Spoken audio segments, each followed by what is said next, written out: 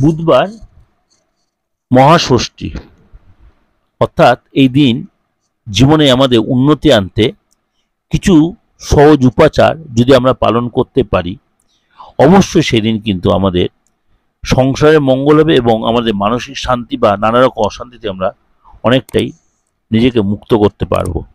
9 October 2024 বুধবার দুর্গা ষষ্ঠী। মা মর্তে আসার আনন্দে শুধু আমাদের এই বঙ্গে নয়, সারা বিশ্বে বাঙালিরা এই উৎসবে বা সমস্ত ধর্মের লোক এই উৎসবে মেতে ওঠেন। মা দুর্গা মহিষাসুরকে বধ করেছিলেন, তাই বিশ্বাস করা হয় অশুভ শক্তির বিনাশ ঘটিয়ে শুভ শক্তির সঞ্চার হয় এই সময়। এই 10 দিনের পূজা হলো সাধারণভাবে ষষ্ঠীর দিন থেকে দুর্গা পুজো শুরু বলে মনে করেন। 10 দিনের পুজো কেন বলছি? প্রতিপত্তি পুজো, আমরা ঘট বসাই, কলস স্থাপন করি, বাড়িতে যারা পুজো করি, একদম দশমী পর্যন্ত 10 দিন। সেই বলছি 10 দিন, কিন্তু আমরা অনেক পুজো মেনটেন করি ষষ্ঠীর থেকে। জ্যোতিষশাস্ত্র মতে 5 দিনের প্রথম পুজো যেহেতু ষষ্ঠীর দিনই হয়, তাই এই দিনের জন্য বিশেষ কিছু টোটকা রয়েছে যেগুলো আমরা করতে পারলে সংসারের এবং নিজেদের ক্ষেত্রে অনেকটাই আমরা মঙ্গল সাধন করতে পারি। ষষ্ঠীর দিন আপনি যে খাবার খেতে সবচেয়ে বেশি পছন্দ করেন, মিষ্টি হোক, ঝাল হোক, যাই, সেই খাবার মায়ের কাছে অর্পণ করুন এবং মনে মনে মনস্কামনা করুন যে আপনি যে প্রবলেমে রয়েছেন, যে কোনো একটা প্রবলেম নিয়ে মায়ের কাছে প্রে করুন, দেখবেন আপনি অনেকাংশেই সেখানে বেরিয়ে আসতেন। কিন্তু অবশ্যই যে খাবার দেবেন সেটা কিন্তু নিরামিষ খাবার দেবেন, নিরামিষ মাকে ভোগ দেবেন। সে আপনি ফলের কোনো আইটেম দিন বা আপনি কোনো ভোগ রান্না করে দিন, অবশ্যই সেটা নিরামিষ দেবেন। ষষ্ঠীর দিন একটা কলা পাতায় 5 রকম ফল, 1 ডজন কলা ও 5 রকম মিষ্টি দিয়ে মায়ের চরণে রেখে আসুন। পুজো শেষে এই প্রসাদগুলো বিতরণ করে দিন।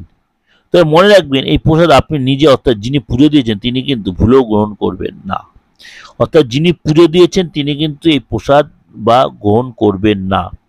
সম্ভব হলে এই দিন বাড়িতে 21 জন ব্রাহ্মণকে অবশ্যই নিমন্ত্রণ করে খাওয়াতেই পারেন। আপনার বাড়ির নেগেটিভিটি অনেকটাই কেটে যাবে এবং অনেক ভাইব্রেশন, পজিটিভ ভাইব্রেশন তৈরি হবে। যদি আপনার সম্ভব হয় তাহলে 5 জনকে করতেন, 3 জনকেও খাওয়াতে পারেন, কিন্তু বিজোড় সংখ্যায় করবেন। যদি একান্ত নিদেন পক্ষে না পারেন, কোনো গরিব ব্রাহ্মণকে পৈতে বা বস্ত্র দান করতে পারেন বা কিছু মূল্য ধরে দিতে পারেন, খুব ভালো হয়। ষষ্ঠী দিন বাড়িতে কোনো বাচ্চা শিশু, 7 বছর নিচে কোনো শিশুকে ডেকে এনে অবশ্যই সাধ্যমতো কিছু গিফট দিন, কিছু খাওয়ান, মিষ্টি দিন, খুব ভালো হবে। ষষ্ঠী দিন অবশ্যই রূপার মুদ্রা বা পদ্ম ফুল নিয়ে ষষ্ঠী দিন মায়ের কাছে নিবেদন করুন এবং পুজো শেষ হয়ে গেলে মুদ্রায় বাড়িতে এনে টাকার বাক্সে বা আপনার ব্যবসার স্থলে রেখে দিন এবং পদ্ম ফুলটা মায়ের চরণে অবশ্যই নিবেদন করুন।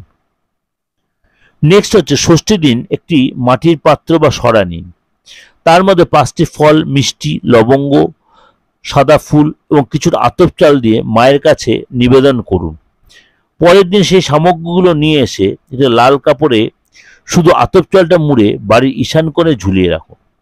সামগ্রীগুলো নিয়ে এসে আপনি সেগুলো নিজেদের মধ্যে ডিস্ট্রিবিউট করে নেবেন, কিন্তু আতপ চালটা অবশ্যই আপনি লাল কাপড়ে মুড়ে বাড়ির ঈশান কোণে ঝুলিয়ে রাখবেন এবং বাকি সামগ্রীগুলো আপনি জলে ভাসিয়ে দেবেন, সেগুলো কিন্তু খাবেন না।